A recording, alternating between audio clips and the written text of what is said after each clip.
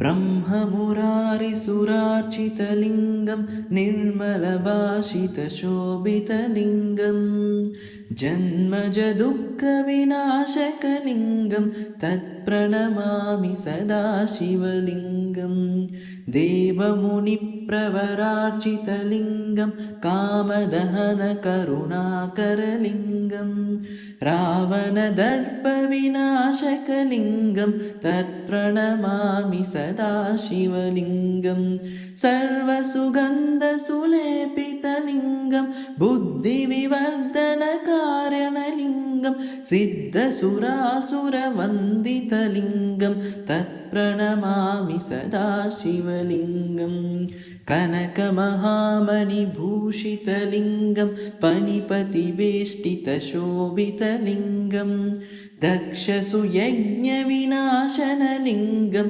तत्प्रणमामि सदा शिवलिङ्गम्।